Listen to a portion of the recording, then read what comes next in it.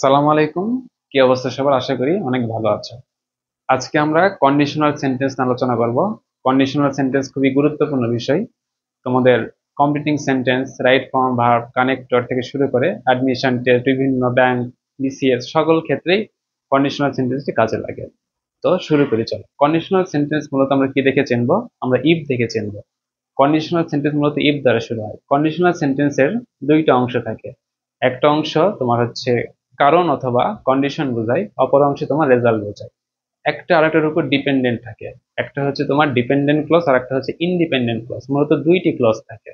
ঠিক আছে, independent clause হচ্ছে মেন ক্লজ অথবা প্রিন্সিপাল ক্লজ। এভাবে যেমন হচ্ছে আমি যদি বলি, তুমি যদি ভালো মতো পড়াশোনা করো তুমি ভালো মার্কস পাবা। ভালো মতো পড়াশোনা করার উপরে ভালো মার্কস পাওয়ার বিষয়টি নির্ভরশীল। তো কন্ডিশনাল সেন্টেন্স মূলত চার প্রকার। একটা হচ্ছে জিরো কন্ডিশনাল, একটা হচ্ছে ফার্স্ট কন্ডিশনাল, সেকেন্ড কন্ডিশনাল এবং থার্ড কন্ডিশনাল। আমরা স্ট্রাকচার দেখলে বিষয়টি আরো ক্লিয়ার হবে, চলো দেখি। তো জিরো কন্ডিশনাল মূলত চিরন্তন সত্য যেগুলো আছে, সাইন্টিফিক ফ্যাক্ট, অ্যাবসুলেট যেগুলো কথা, সেগুলোর ক্ষেত্রে আমরা জিরো কন্ডিশনাল ব্যবহার করি। জিরো কন্ডিশন স্ট্রাকচার হচ্ছে ইফ যুক্ত বাক্যের প্রথম অংশ যদি প্রেজেন্ট ইনডিফিনিট টেন্স হয়, পরের অংশ প্রেজেন্ট ইনডিফিনিট টেন্স হবে। আমরা সবাই জানি প্রেজেন্ট ইনডিফিনিট টেন্সের structure subject plus verb V one plus object. তো দুই ক্ষেত্রে সেম টেন্স হবে, এটা হচ্ছে জিরো কন্ডিশনাল। আর ফার্স্ট কন্ডিশনাল হচ্ছে ইফ যুক্ত বাক্যের প্রথম অংশ যদি প্রেজেন্ট ইনডিফিনিট টেন্স হয়, তাহলে পরের অংশ হবে ফিউচার ইনডিফিনিট। অথবা আমরা বলতে পারি সাবজেক্ট প্লাস মে অথবা উইল অথবা শ্যাল অথবা ক্যান প্লাস ভি ওয়ান। আর সেকেন্ড কন্ডিশনাল হচ্ছে ইফ যুক্ত বাক্যের প্রথম অংশ যদি পাস্ট ইনডিফিনিট টেন্স হয়, পরের অংশ হবে সাবজেক্ট প্লাস কুড অথবা মাইট অথবা উড প্লাস ভি ওয়ান। আর থার্ড কন্ডিশনাল হচ্ছে ইফ যুক্ত বাক্যের প্রথম অংশ যদি পাস্ট পারফেক্ট হয়, তাহলে পরের অংশ হবে সাবজেক্ট প্লাস উড হ্যাভ অথবা মাইট হ্যাভ প্লাস ভি থ্রি। তো আমরা এক্সাম্পল দেখলে বিষয়টি আরো ক্লিয়ার হবে।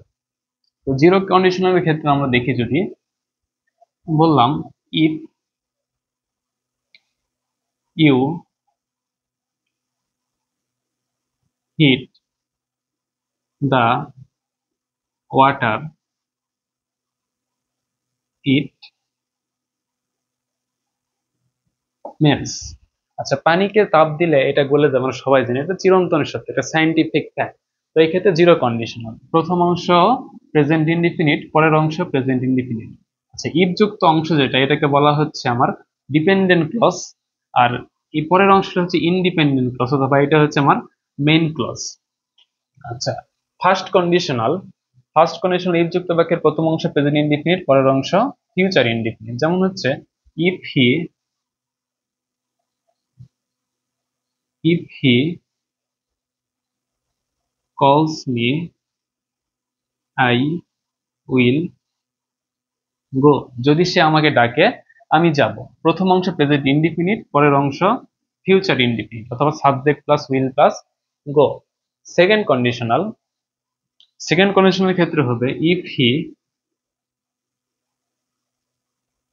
Called me I would go. প্রথম অংশ হচ্ছে past indefinite, subject plus V two, তাহলে পরে হচ্ছে উড প্লাস ভি ওয়ান। এখানে কুড অথবা মাইটও ইউজ করতে পারি। যদি সে আমাকে ডাকতো আমি যেতাম। থার্ড কন্ডিশনাল ক্ষেত্রে কি হবে? If he had called me I would have gone. যদি সে আমাকে কল করতো আমি যেতাম। আচ্ছা, মনে রাখবো আমরা জিরো কন্ডিশনাল এবং হচ্ছে ফার্স্ট কন্ডিশনাল, এগুলো হচ্ছে রিয়েল কন্ডিশনাল ক্ষেত্রে। আর হচ্ছে সেকেন্ড কন্ডিশনাল, থার্ড কন্ডিশনাল হচ্ছে আনরিয়েল কন্ডিশনাল ক্ষেত্রে। ঠিক আছে। আচ্ছা, এই যে থার্ড কন্ডিশনালটা হচ্ছে ইফ যুক্ত প্রথম হচ্ছে past perfect, had plus V three, পরে হচ্ছে would have plus V three. মনে রাখতে হবে এখানে হচ্ছে মডাল ভার্বের পরে ভি ওয়ান হবে, কিন্তু উড হ্যাভ মাইট হ্যাভ এর পরে আমার ভি থ্রি হবে। আচ্ছা, আমরা কিছু এক্সাম্পল দেখি তাহলে আরো বেশি ক্লিয়ার হবে। কমপ্লিটিং সেন্টেন্স আমার এইভাবে আসে। তো প্রথম বাক্য দেখি, ইফ ওয়াটার ফ্রিজেস। এটা বুঝতেই পারতেছি যদি পানিকে আমরা ফ্রিজ করি তাহলে কি হবে, এটা হচ্ছে সলিড হয়ে যাবে অথবা এটা কি হয়ে যাবে, ঠান্ডা হবে না। তো if water freezes it it becomes solid. ঠিক আছে, তো এটা হচ্ছে দুই পাশে প্রেজেন্ট টেন্স, এটা হচ্ছে কি জিরো কন্ডিশনাল। পরেরটা হচ্ছে ইফ ইউ ওয়ার্কস হার্ড, এটা হচ্ছে প্রেজেন্ট ইনডিফিনিট। যদি তুমি কঠোর পরিশ্রম করো তাহলে তুমি কি হবা, সফল হবা। তাহলে you will shine in life.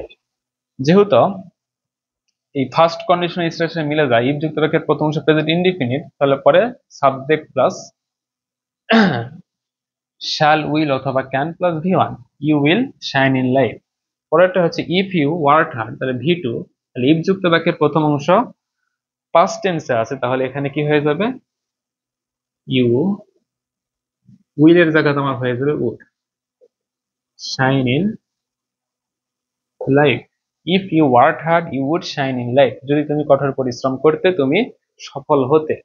আচ্ছা, if you had work hard, had work, এটা হচ্ছে কিসের স্ট্রাকচার, পাস্ট পারফেক্টের, তাহলে এটা হচ্ছে থার্ড কন্ডিশনাল, এই রুলস অনুযায়ী করতে হবে। তাহলে পরে কি হবে, subject plus would have, could have, might have plus ভি3। If you had work hard you would have, শাইনের পাস্ট ফর্ম হচ্ছে শন, শন ইন লাইফ, যদি তুমি কঠোর পরিশ্রম করে তুমি সফল হতে। আচ্ছা, এই দুইটা হচ্ছে আমরা দেখি, একটা হচ্ছে হ্যাড দ্বারা শুরু হয়েছে, একটা আর দ্বারা শুরু, এখানে কিন্তু ইফ দ্বারা শুরু হয়নি। তো হ্যাড অথবা আর দ্বারা শুরু হলে এগুলো কন্ডিশনাল। যেহেতু হ্যাড দ্বারা শুরু হয়েছে, পরে ভি3 আছে, এইটা আমাদের থার্ড কন্ডিশনাল, এবং এইটা হচ্ছে অয়ার দ্বারা শুরু হয়েছে, যেহেতু এটা হচ্ছে second condition. Had I been a king, আমি যদি রাজা হতাম, থার্ড কন্ডিশনাল স্ট্রাকচার অনুযায়ী I would have help the poor. আর ওয়ার আই এ কিং, আমি যদি রাজা হতাম, সেকেন্ড কন্ডিশনাল, এই ক্ষেত্রে I would help the poor. তো আশা করি বুঝতে পারছো, আজকের ক্লাসটি তোমরা ভালো করে দেখলে তোমাদের কন্ডিশনাল সেন্টেন্সের কোনো সমস্যা থাকবে না। সবাইকে অসংখ্য ধন্যবাদ। সালাম আলাইকুম।